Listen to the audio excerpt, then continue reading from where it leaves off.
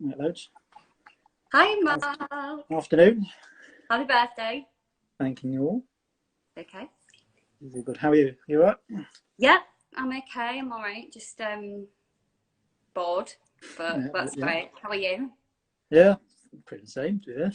Yeah, just really bored. Standing it at the minute. There's nothing to do. No, no. But it's all good. We're getting there. Good, good. I'm glad. But yeah. You can find it all like, coping well? Or... Yeah, I'm just like really up and down, just doing like tons of DIY, Yeah, which yeah. is kind of I really love doing actually, so that's helpful. Yeah. But yeah, it's so weird like not having, because like you're so used to being in and out of work, but so weird not having like the chance of Do anywhere. anything, yeah. Yeah, do you know what I mean? It's just like mad. So, But yeah, it's all okay. good. Good. Yeah. I've got a fair few questions I've written down. So Okay. strap in. Go on. I feel like these are getting worse as the day goes on, by the way. So I doubt that very much.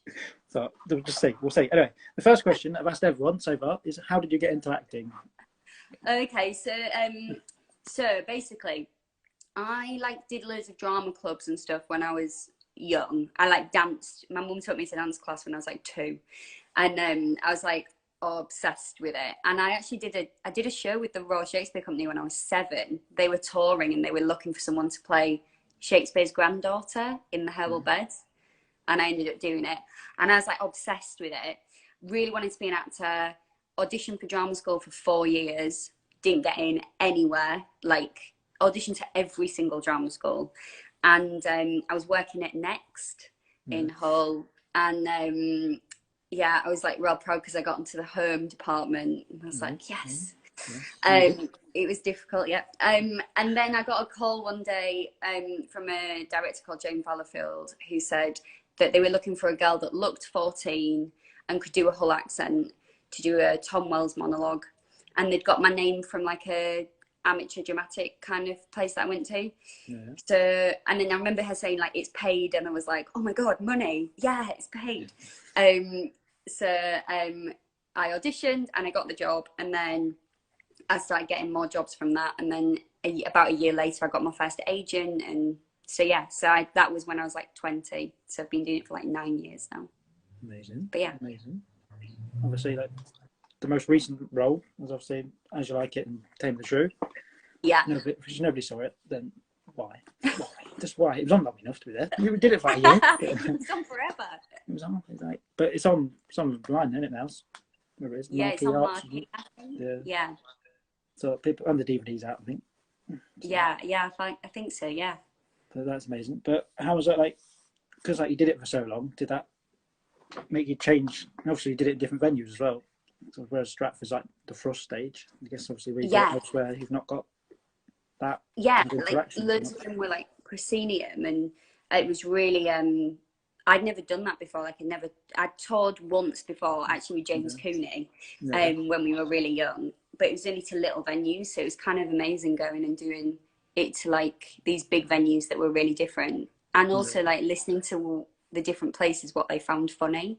Yeah, that was kind of, you got this thing where like in Stratford, like you've got the Shakespeare lovers who like know what the next line is, and sometimes as well, like you'll know in the front row you get people sat there with like the scripts, and you're like, oh no, don't do that, don't do that to me. So it was amazing doing it in loads of different venues and the different kinds of people that come in the different venues. I'm just sad we didn't get to go to Blackpool, because Blackpool was like the one I wanted to go to. So yeah.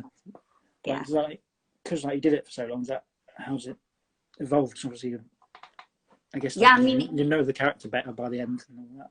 Yeah, and it's really weird. Like for me, anyway, I don't know about anyone else's experience, but I really went up and down. So I'd have like a week where I'd be like, "Oh, I'm nailing this! Like I really understand what she's saying and like who she is," and then I'd have like a 4-day block where I'd be like, oh my god, I'm so bad, and this is like the worst thing ever. And I think when you're doing a short run, you don't get to that place. Do you know what I mean? It takes a longer it takes a long run to get to the place where you're really questioning everything. I remember bumping into Ballygale when he was still doing Romeo, and he'd been doing it for like a year, and he said to me, I've said it in every way possible. And I just started rehearsing, and I was like, oh wow, am I going to get to that place? But I did. Like, I said it so many ways, like I don't know how to say it anymore. So yeah, it's mad. But it was just genius. And obviously, I saw you in the understudy room. You did. Like it. So good. Oh, thanks. So good. I'm probably biased because I was so nervous. I literally was so nervous. So good. So you're brilliant. Thank you so much. I mean, I guess that's like unique to the RSC doing like the understudy runs. So yeah. Other theatres do it, I think, but not to that scale, I don't think. Yeah, I mean, to play Phoebe and to play Trania and then to understudy Rosalind was a bit intense, but and the line learning was really intense. My husband probably knew Rosalind lines more than I did by the end of it, because like, do them again with me. But yeah, it was amazing. It was an amazing experience. This is probably like the rubbishest question, but like, how do I know you're trained and everything, how do you like go from doing one big Shakespeare role to another Shakespeare role, then like having the night off, then going back into a role? You just, I think with Royal Shakespeare Company, and you'll know this having seen the seasons and stuff, is you get like really trained, like, because you're rehearsing for so long and you're rehearsing two plays at the same time. And with what I did the last 2 years ago now, is I was rehearsing Phoebe, Trania and Rosalind at the same time. So sometimes you'd be there at 10 o'clock in the morning till 8 o'clock at night, just doing all of them. And you just, at the beginning, it's just really knackering. But by the time you've got like 2 months in, like that's the level you're going at. And you just, you get used to being really tired. I think that's, and you just keep going. You just have to keep going. Like, you know, like when you've just been working for hours and by the end you just like can't remember what time it is and all that stuff. It's like that kind of vibe, but like constantly. The whole time, But amazing. Obviously, the season before as well, you were in the Swan. Amazing. And that's like quite a contrast. Actually, doing a musical to a play. I actually, because I hate singing, like I hate it, and I went into audition, and I literally said to Sam Kenyon, who brilliantly wrote it, I sat down and I said, well, I can't sing, so you're not going to give me the part. And he's like, what? And I was like, I can't sing, mate. I'm really sorry. Like, it's just not a thing I do. And he was like, have you prepared anything? I was like, no, like, didn't know I had to. And he did some scales with me. And he's like, okay. And then when I got the job, I was so happy. And then also he put my song on the cast recording. And I cried my eyes out after I recorded it, because I was just so emotional that someone had said that I could sing. I was like, oh my God. Like, it's like a thing. It's very good. It's very good. Very good. Thank you. Weird, because obviously, like, I saw the touring version of Taste of Funny last year. All I could hear was you singing it. Oh, in the background. That was really annoying. But no. Yeah. It's weird. Yeah, it was a brilliant experience. Weird when you get that. See, like, Miss Littlewood, when you've seen the character, then you see, oh, that's what she wrote. Like, what? Yeah, it's amazing. And everything about that musical was amazing, like learning about Joan and Sheila and all that stuff. It was kind of a big history lesson at the same time. And just to be surrounded by a load of women who were amazing. There were some amazing women in that cast. Like, oh my God. Just turn around and hear someone belt out a note and you'd be like, wow. And then someone else would do an amazing scene. And then, it was amazing. And one of the things, like, I don't know, it's the Royal Shakespeare Company especially, like, letting you keep your accent is just the best. Yeah. I mean, I think I'd have real issues if they didn't. I'd be like, I'm not doing it then. And I think we've still got a really long way to go. I think you've obviously seen me in the parts I've played, and the parts I have played are lower class characters. And I do think in Shakespeare we tend to put people with posher accents in the roles where they are posh in general. So I do think there's like a way to go with that, but hopefully it that is changing. Like, I think a lot of things will change for the better when we come out of like the coronavirus thing. Hopefully. So, yeah. Hopefully. But yeah, it's good that, like, I mean, like your Rosalind's genius, but just genius, like the way they don't, yeah. But yeah, we have to keep talking about it. You can't watch it. Nobody, anyone that's watching, you can't see it. Because I know it'll never happen again. So much. I know, but also, like, obviously the Hypocrite, you got to like work in Hull and then at Stratford. That must have been amazing. Like, yeah, I remember when I heard that job was happening, and I rang my agent. I was like, I have to be in this part. yeah. And then actually, the part of Connie, the part that I played, originally was supposed to be like a 40 or 50-year-old woman. Yeah. And I went in for the part that Sarah Middleton played, the daughter. And I went in, and then they kind of, Richard Bean and Philip Breen kind of looked at me and was like, come back in a bit and just read this for us. So I went back and I read Connie and then got Connie. So yeah, it was amazing. I'm really glad I got to do that part, because it was, who doesn't want to snog Mark Addy every night? Exactly. I mean, it was just a joy. Like, that man is so amazing that it was just amazing. Yeah. Well, then it's amazing. Also, like, I've got plebs. We've got to talk. It's one of them strange, like, because obviously you didn't filmed it abroad. Yeah. That must have been a fun, like, time to go out there and do all that. Yeah, it was kind of mad because it's filmed in Bulgaria. And Yeah. I think we filmed in like October, November, and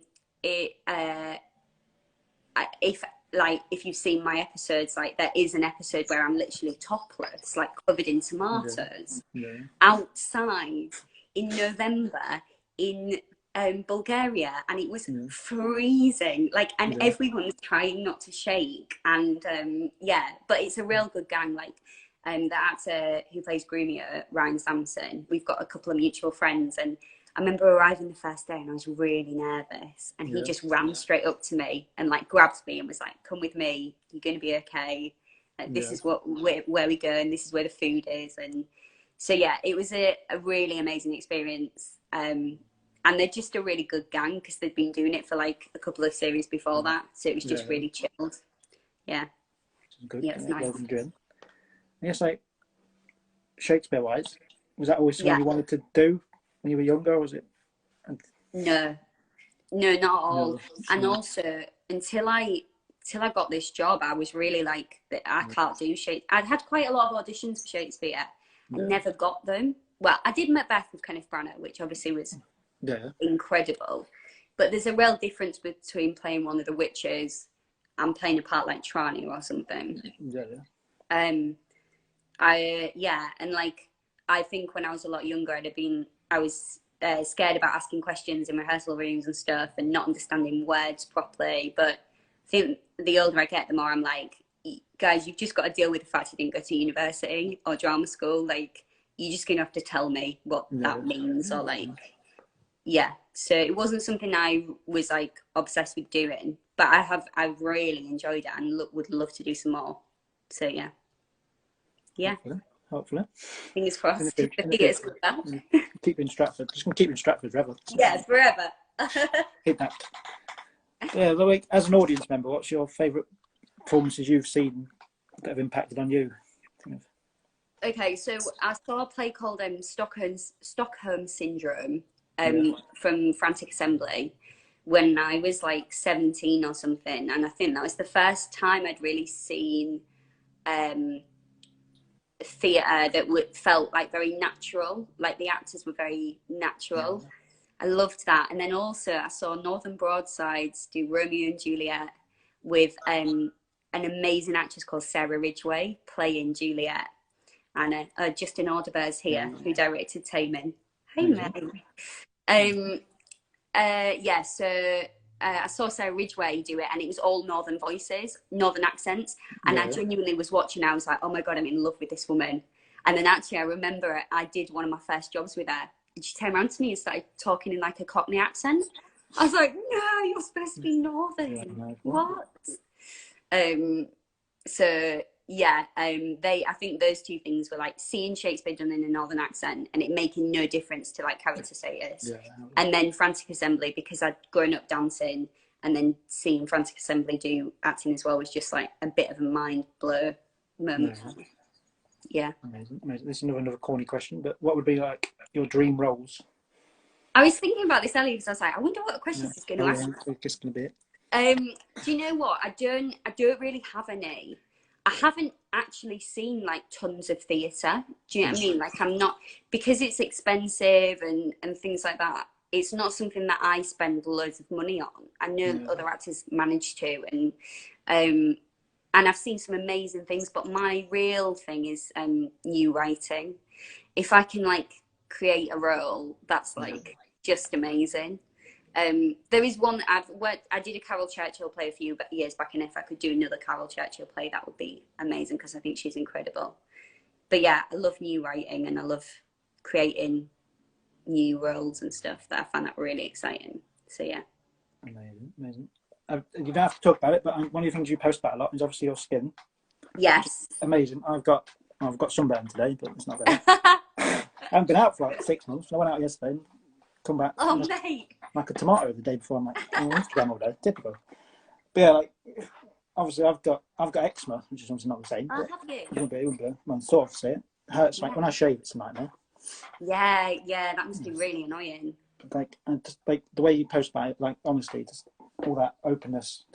It's amazing. Like, inspiring to see it. Thank you. Yeah, it's been it's a bit of a journey, and like even like this week I got really upset because if you can see this patch here, I looked in the mirror and it was like way bigger than it was like the night before. And I was like, oh God, like, and I think the thing that worries me slightly is obviously I've been working for the RSC for 3 years and while it's been developing, and I do worry about maybe going into an audition where it's been taped and someone being like, what's that on her face? Because that's the main comments I get. People often think I've like just gone a bit crazy with some bronzer.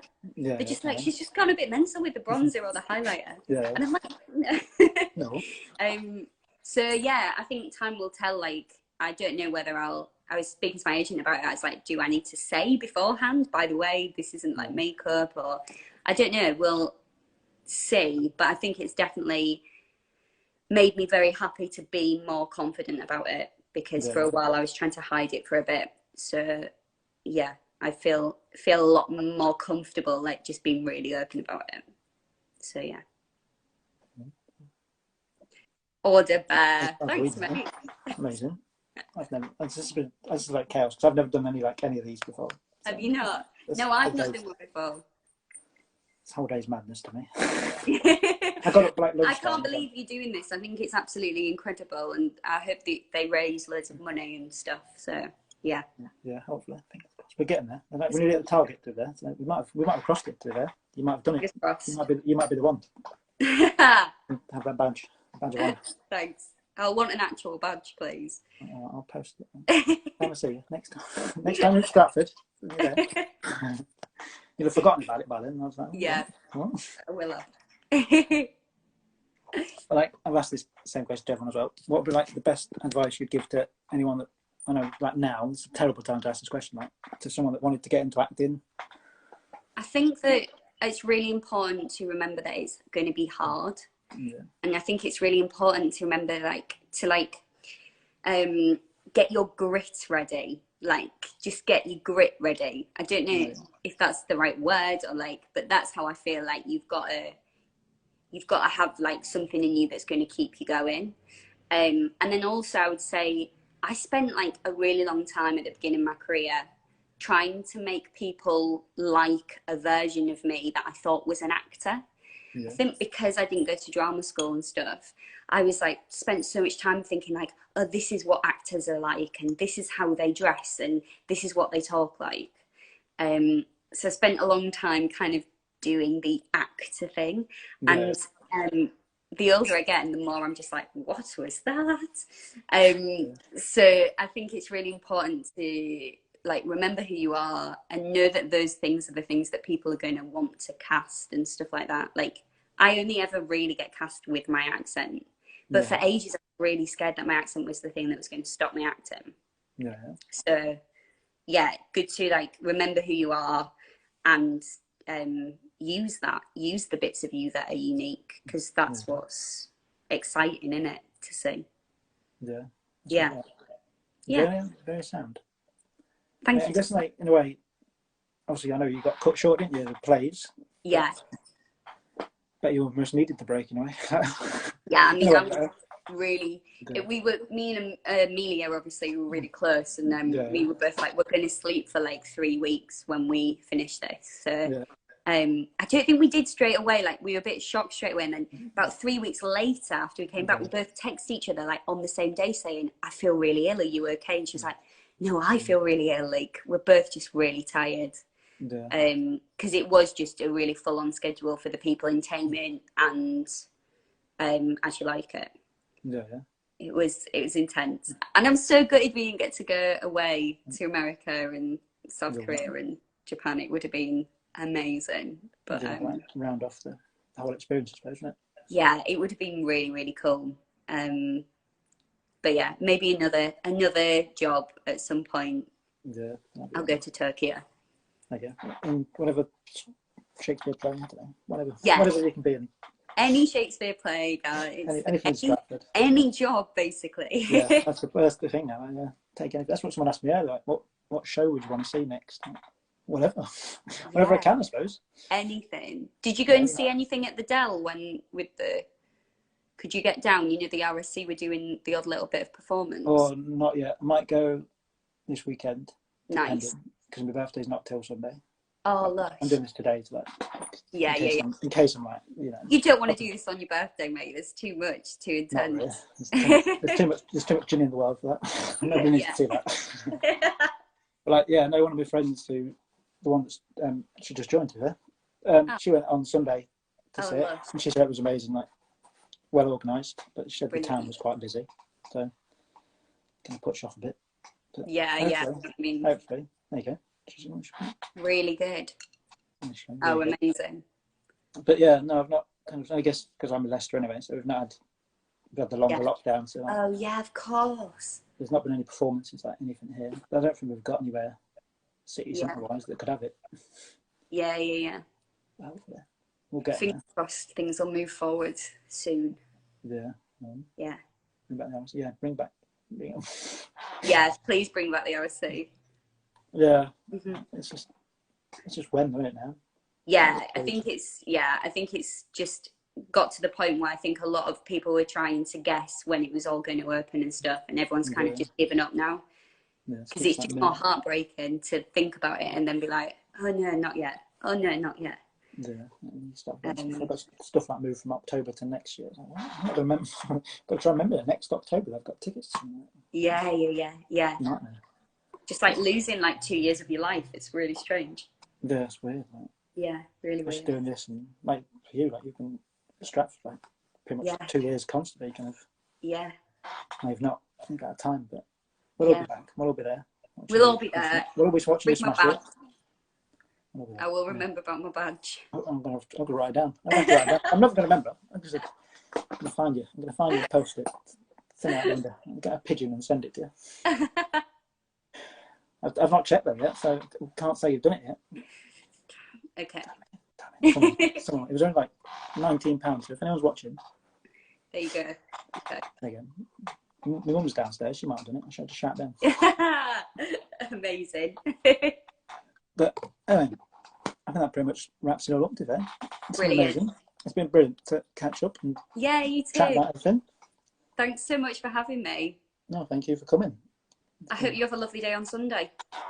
I shall try. I just don't. If you see any posts from me on social media, it's probably not the best to read them because they're probably just carnage. Yeah. Okay. It's lockdown. We're allowed. We're allowed. Lush. Yeah. But thank you for coming. And anytime. I'll speak to you soon. Yeah, and hopefully I'll see you with the badge very shortly. Perfect. Cool. Thank you very much. See you later. Have a good afternoon. Bye. Bye.